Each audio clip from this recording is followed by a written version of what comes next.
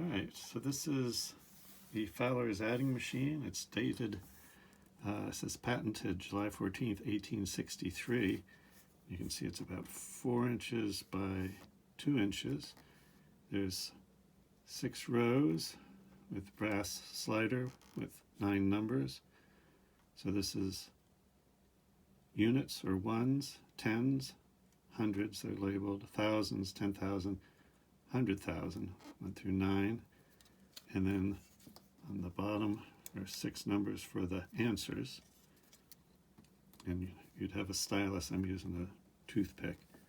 But to start your calculations, everything is shifted to the left.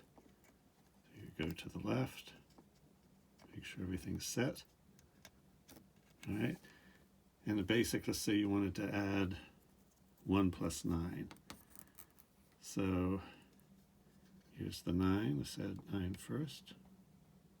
You just slide it all the way to the right. Plus 1. Now 1 is in this dark area. Each of these sliders has a light section and a dark pattern section. If it's in the dark pattern section, you slide to the left. So 9 plus 1 to the left. Carry the 1.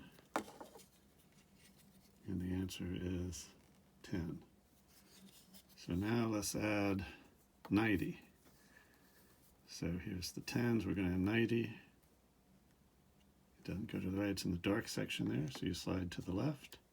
Carry the 1. 10 plus 90 equals 100. So if you wanted to add 100 plus 2 plus 4, that's easy, 106. So just remember then, shiny area to the right, dark area to the left, and carry the 1. And then your answers are down below.